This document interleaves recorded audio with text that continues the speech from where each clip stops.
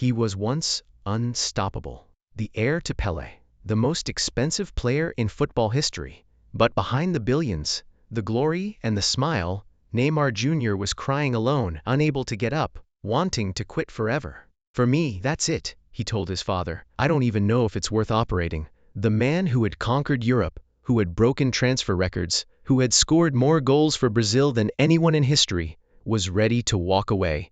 And what happened next made millions of fans around the world break down in tears. This is the shocking confession that nobody saw coming.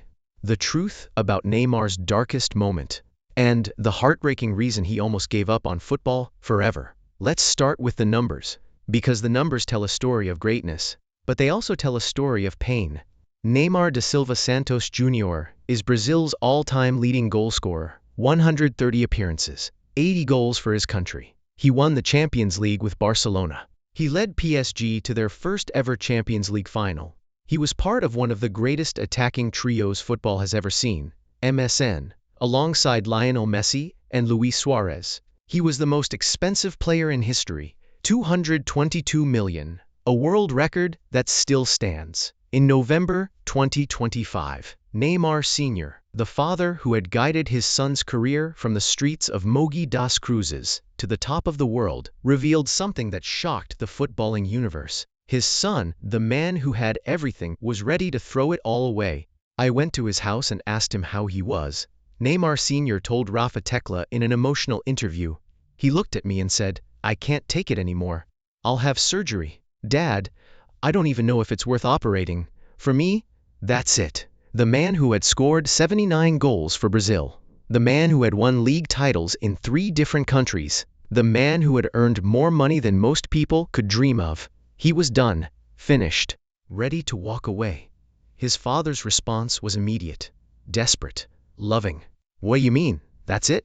Look, have the surgery and stop, and next year we'll think about what to do. If you want to have surgery and focus on your recovery next year, I'm here with you."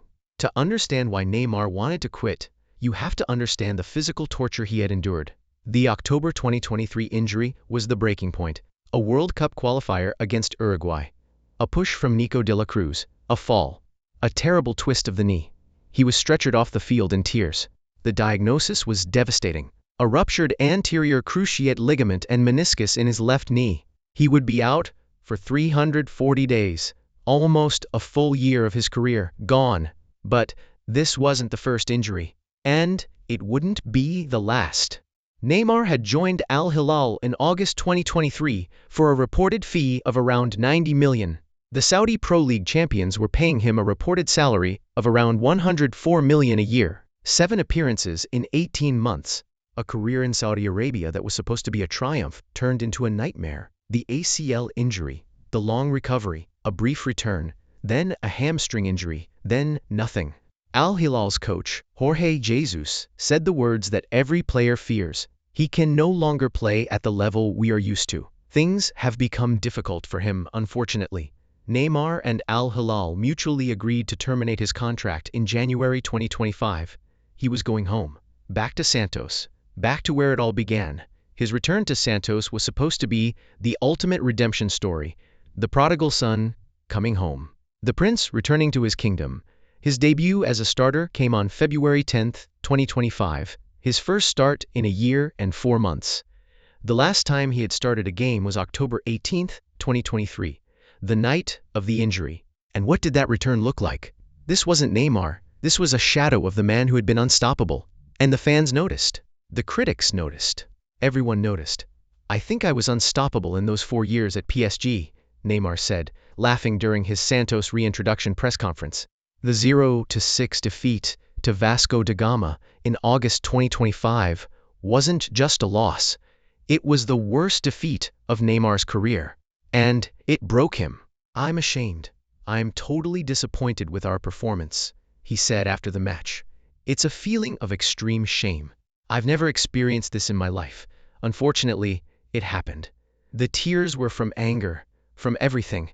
It was total that's the reality. He stood on the pitch, tears streaming down his face, as members of the coaching staff had to console him. This was Neymar, the showman, the dancer, the man who played football with joy, and he was weeping on the field. But that wasn't the worst moment. The worst moment came later. In a chilling admission, Neymar confessed to reaching absolute rock bottom, what he called his emotional zero. "I confess that I am very strong emotionally, that I endure a lot, but this time I couldn't endure it anymore," he said.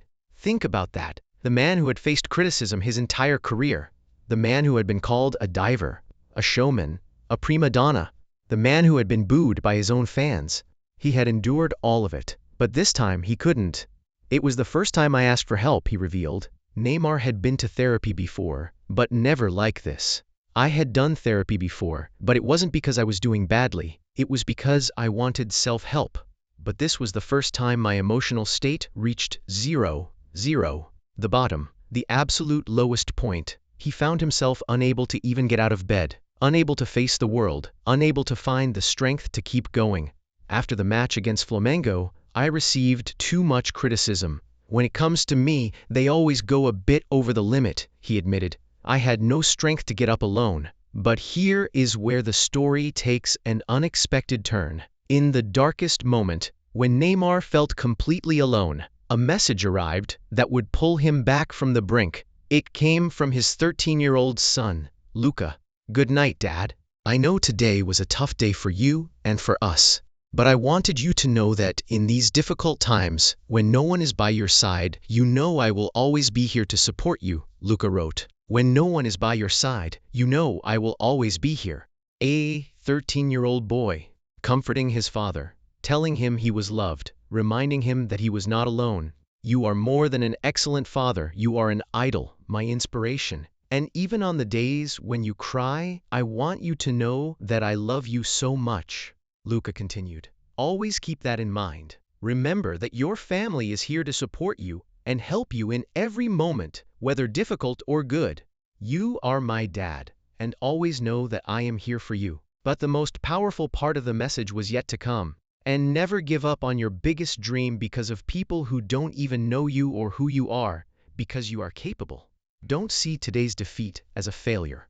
Instead, use it as motivation to always be better than yesterday. Never forget, you are amazing. Go get them." This wasn't just a message, it was a lifeline. Neymar shared the message on social media, and the football world wept with him. This was the confession that made fans cry, not just the pain, but the love that pulled him through it. Despite everything, the injuries, the pain, the depression, the desire to quit, Neymar held on. Because there was one dream left, one final goal, the 2026 World Cup. His father convinced him to stay, to fight, to give it one last shot. There are some people out there who are very noisy, very few people, but they make a lot of noise, and they want you to give up. Look, it's not much longer. It's 6 months. After June, July, I don't know if we'll win or not, but at least you have to be in this. You can't accept what those people are doing. You can't listen to what comes from outside," Neymar Sr. told his son. "It was for a second that I managed to convince my son," his father later admitted. 1 second. That's all it took. The difference between quitting and fighting. Neymar made it to the World Cup. He played, he scored, he gave everything he had left, but it wasn't enough. Brazil were eliminated in the round of 16 by Norway.